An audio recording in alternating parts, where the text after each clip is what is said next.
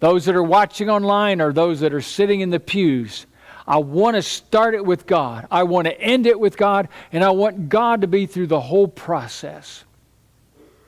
Who is this God? I think that our year will be defined for us by our concept of who God is. There's all kinds of strange ideas that people have about God. Strange, sometimes weak, sometimes often distrustful. And I'm afraid that I fall victim to that myself. And the question is, how big is your God? And that's what I want to talk about this morning. From the Old Testament book of Jonah. Jonah was an unusual character, a prophet of God, yes. Unusual in a lot of ways. One is that he is among all of the different prophets that are mentioned in the Old Testament, the one who is sent out of protection into a pagan area. Most of these people are to go into their own areas and preach to God's people. Jonah is now sent to an Syrian nation, to speak to the pagans about God, to tell them they're to repent. But that's not exactly an exciting thing to do. We talked about this in the Bible class, and I asked them, where would you not like to go on a mission trip to God? First response and first thing in my mind was Afghanistan, because there are enemies. These people that Jonah are asked to go to are God's enemies, Israel's enemies. They have been victims with one another, in battles with one another. Why on earth would God ask somebody to go by himself to the capital city of that land and ask them to preach, and on top of that expect something to happen from that preaching other than the death of the prophet?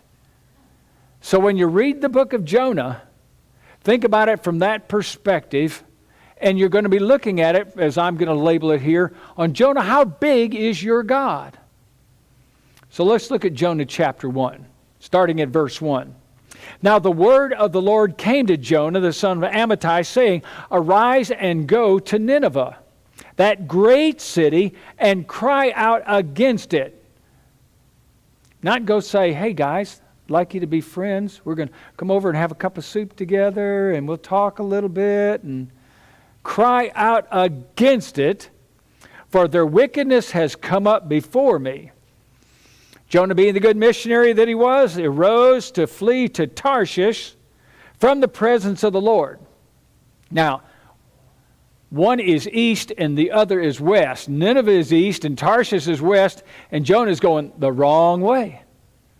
And it says, from the presence of the Lord. And he went down to Joppa, and he found a ship going to Tarshish. And so he paid the fare, and he went down into it to go with them to Tarshish from the presence of the Lord. Jonah, how big is your God? And we'll keep asking this all the way through. Is your God big enough? So he runs. Verse 4, But the Lord sent out a great wind on the sea, and there was a mighty tempest on the sea, so that the ship was about to be broken up. Then the mariners were afraid, and every man cried out to his God, small g, all these pagan people, and threw the cargo that was in there over out of the ship and into the sea to lighten the load, so maybe it won't sink. But Jonah had gone down into the lowest parts of the ship, and had laid down and was fast asleep. So the captain came to him and said to him, What do you mean sleeping? Arise and call on your God, and perhaps your God will consider us. Because theirs had failed. By the way, pagan gods will always fail. Don't trust them. Don't listen to them. Careful of the friends that lead you. Verse 7, And they said to one another, Come, let us cast lots, that we may know whose cause this trouble has come upon us. So they cast lots, and the lot fell on Jonah. That's not an accident, not a coincidence. Now this one's God-guided. I don't know if you're casting lots or you go to Vegas, you're ever going to get guided by God. Might be more like Satan in that process. But this one's God's direction. Jonah has not escaped from God's presence. Verse 8, then they said to him, please tell us, for whose cause is this trouble upon us? What is your occupation? Where do you come from? What is your country? And of what people are you? Now, I think they probably had an idea. The Jewish people dressed so different than the pagans. There was something different. They knew off the bat. Verse 9, he said to them, I'm a Hebrew. Duh. They probably figured that out. And I fear God. Doubting that. Just kind of rolled off his tongue. That was the right answer. I'm not sure it was from the heart. I mean, he's running from the presence of God. See what's happening? And I fear the Lord, the God of the heaven, who made the sea and the dry land. Then the men who were exceedingly afraid said to him, why have you done this? For the men knew he had fled the presence of the Lord, because he told them that part too. And then they ask him. That's strange. They're looking for answers from Jonah. I thought the pagans weren't going to ask Jonah for help. And they ask him, what shall we do with you? For the sea was growing more tempestuous. Pick me up, verse 12, and throw me into the sea. Then the sea will come down, become calm for you, for I know that this great tempest is because of me. God has not left him. He has not fled God's presence. Now, as you're going through all of this, there's a series of questions that I've thrown out here. There are 4 in one section here on one phrase, and then another few on the next little slide here. But starting with this, is your God big enough to know where you are? Now that kind of sounds threatening, but it can sound consoling too. When you're off in the middle of struggles and you're crying out in your room by yourself or in a hospital room, or you're just pondering this thing and you're sitting in your car in a parking lot and you're wondering about life falling apart. God, do you even know where I'm at? Do you see me? Sometimes people feel like there's so many people in this world. How would God ever even bother about taking care of me or thinking of seeing me? How does he see me through the sea of the people that are in the world? The ones that have the big problems, the people that are in charge of countries or have their finger on the button of an atomic bomb or calming whatever is happening in the society. How can God even see me in the midst of that? Why would he care? On top of that, I've not done what he said. I've lived a life that's pretty much been casual as Christianity goes. Why would God even care about that? And that's probably what Jonah's thinking. Especially as he's covered up with all of these pagans, and he's run from God. Why would God even bother to see me? I've not done his will. Does he care enough? Is he big enough to care about you and what happens to you, as opposed to people that are important? Is he big enough to know what you are asking him, like Jonah was? I think of Genesis 22.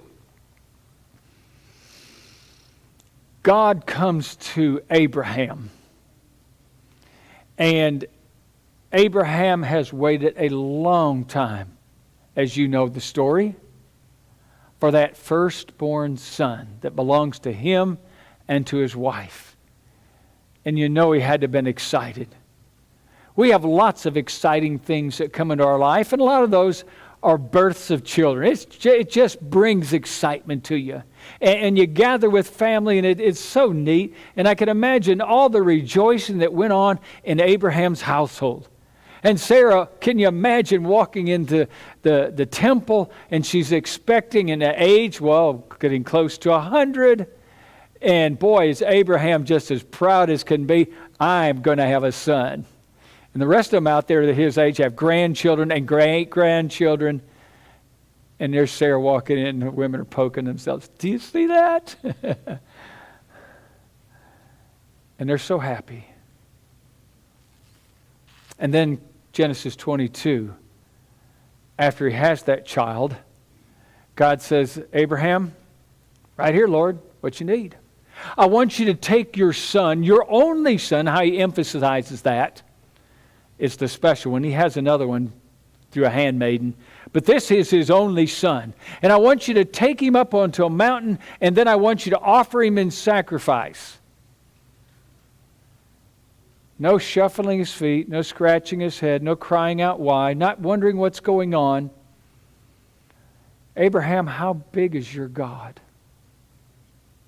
When he asks the most strange, bizarre things of you that you pick up without a moment's hesitation, and you just go do it. What could be crazier than God asking you to offer your son? And he goes, because he knows that his God is a God that provides. He has that vision, that concept of God. He fears God, he trusts God, and he knows that God will take care of him. How big is your God, Abraham? It wasn't as big as Jonah's. Same God, I know.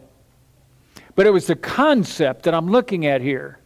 If you want something out of 2022, then ask yourself, how big is your God? And when he throws challenges at you, the difficulties pour into your life, the things that happen that you're not wanting to happen, how big is your God to carry you through, to see you there, to know you've got a problem, to help you through it, to carry you past the challenges, to walk with you when he lays the challenges out there for you and say, "Okay, God, I'm going to do it anyway. It makes no sense, but I'm going to do it because my God is a big God."